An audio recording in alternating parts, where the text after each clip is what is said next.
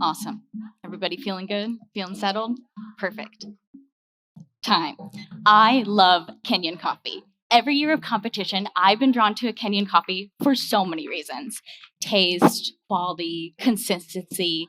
The long-standing regulations in place for washed Kenyan coffee is so dialed in, it's so easy to recognize. Juicy, pleasantly acidic, clean. This profile is well loved in the specialty world. This year, for my signature beverage, I'm using Karuthi, a washed coffee that exemplifies everything we love about Kenyan coffee. I've had access to this coffee over the years due to the relationship between the St. Frank Coffee Roasters and the Othaya Cooperative. This committed relationship guarantees a fair price for farmers. Karuthi is a field blend of SL28, SL34, and Rui Rui 11.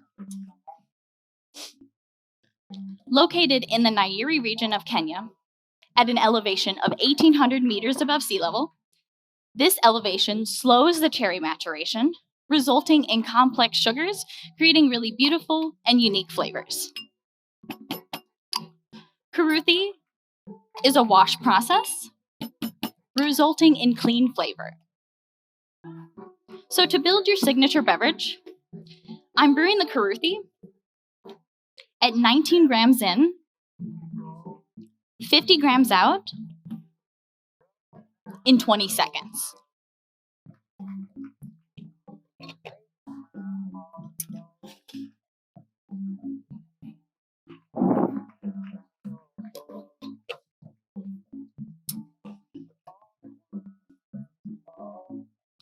This faster shot reduces bitterness and enhances acidity, creating a harmonious relationship with all the ingredients of my beverage.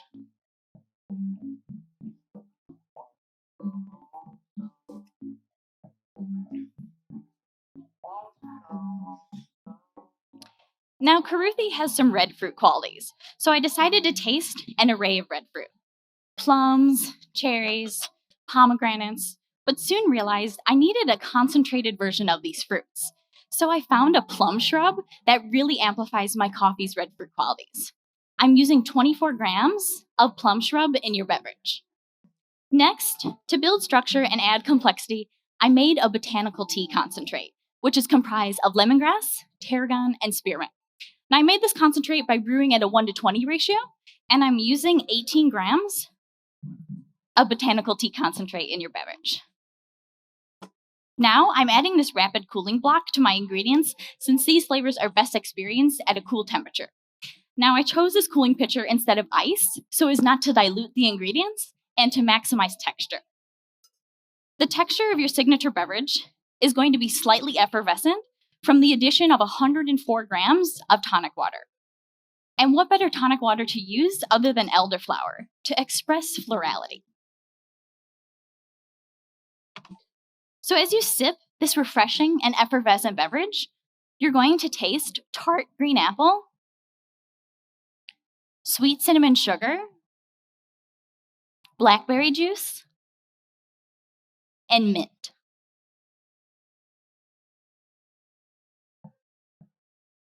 Now, as I set your beverages down in front of you, please wait for further drinking instructions.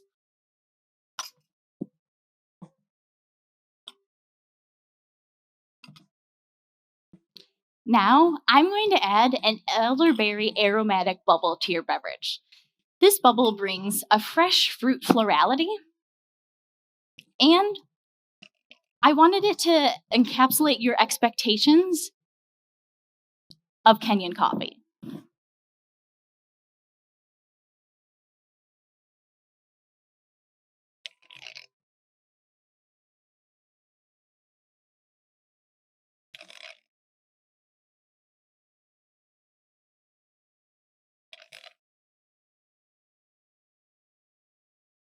So lean in, and with the tip of your nose, lightly boop the bubble to pop, and enjoy those aromatics of elderberry and violet florality.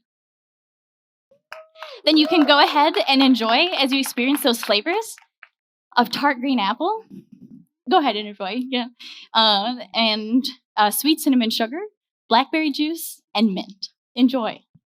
Give it up for Meg's signature beverage!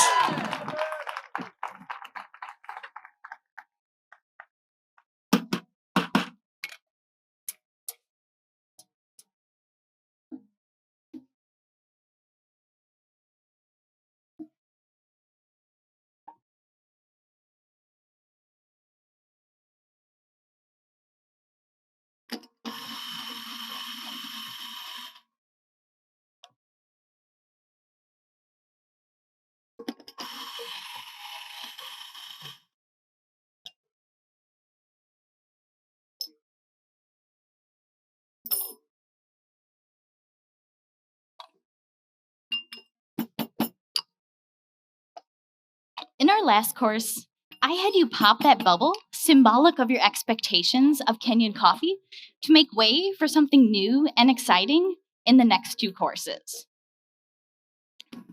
After all these years of competing with Kenyan coffee, I began to wonder why the coffee I chose was always washed. Though the government regulations in place have led to the consistent washed coffee we love, I wanted to serve you something unique in this course. So I discovered Narak Mara Estate, a privately owned farm sitting on a plateau at 1,800 meters above sea level, right next to Masai Mara, Kenya's most famous safari destination. Now, Mara Estate grows exclusively Batian variety, which is an introgress hybrid developed in 2010. Developed to be disease resistant, Batian is rarely grown on its own, which makes Mara Estate stand out. And to top it all off, this coffee is processed naturally. They harvest the cherries, then ferment whole cherry in barrels.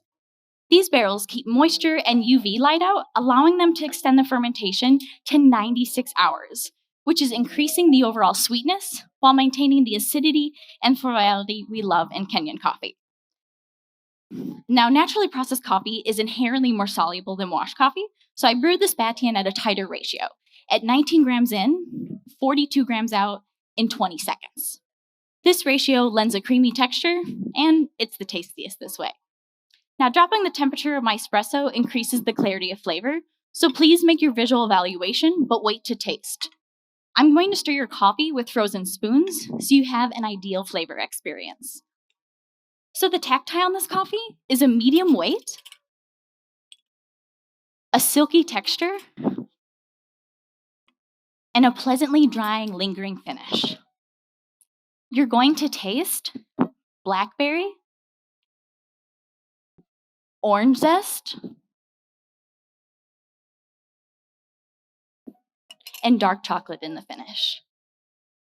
After I remove the spoons, feel free to enjoy.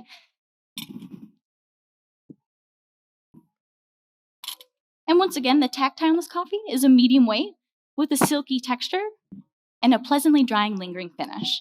And those flavor calls are blackberry, orange zest, and dark chocolate in the finish. Enjoy.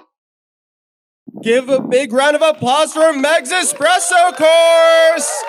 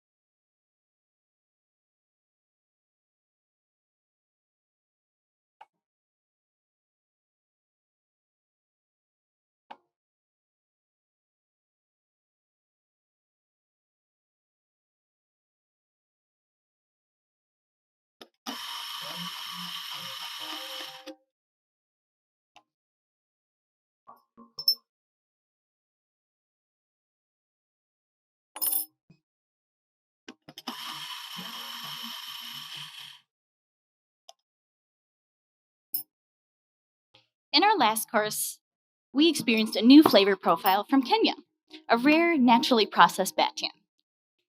And in this course, I wanted to continue to contrast your expectations of Kenyan coffee by serving you a milk course that's low in acidity. At the beginning of this year, I began to research milk usage in Kenya, and I found that ultra high temperature, or UHT processed milk, is most commonly found in Kenya. Now, UHT milk is sweet and creamy.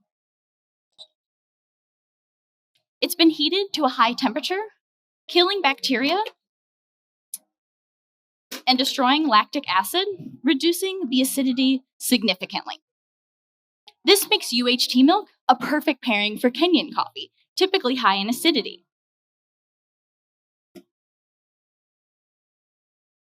Now I took it a step further and I freeze distilled this UHT whole milk by reducing 40% of its water weight, concentrating the sugars, which is increasing the overall sweetness and creaminess.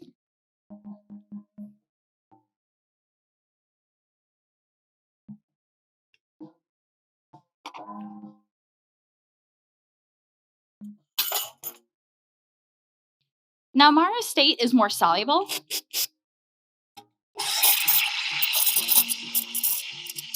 which is why I brewed your espresso course at a tighter ratio to highlight the acidity. But in this course, I pulled a longer shot of this batian to decrease the acidity. So I brewed it at 19 grams in,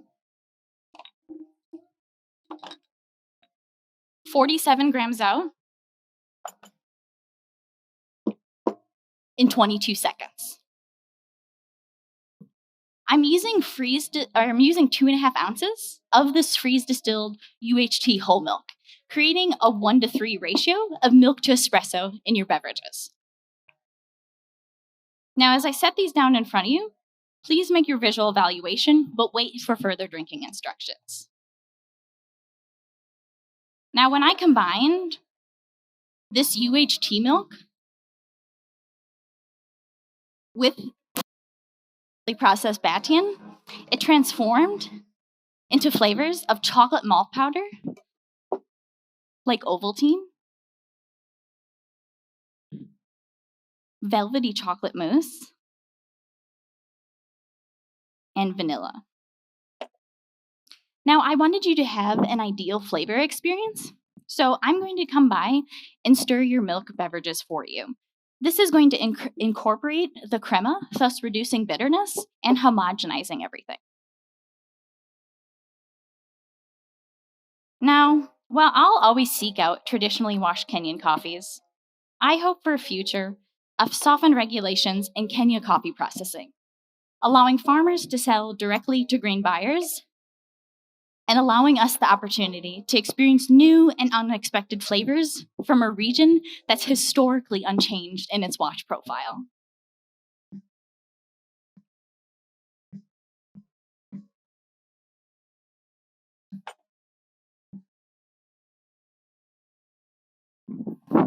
Now, as I remove the spoon, feel free to enjoy as you experience those flavors of chocolate malt powder like Ovaltine, vanilla, and velvety chocolate mousse. Enjoy. Cheers. Enjoy. Cheers. Big round of applause for Meg's Milk Course!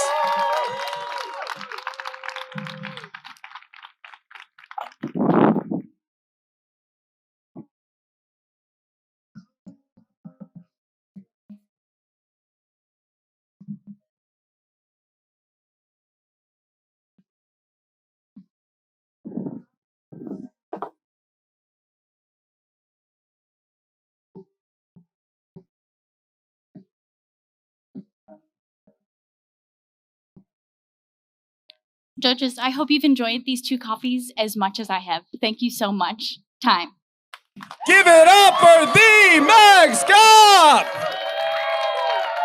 Meg, if you would like to Yes. come on over here. That was such a stellar routine, especially you. starting off with that signature drink.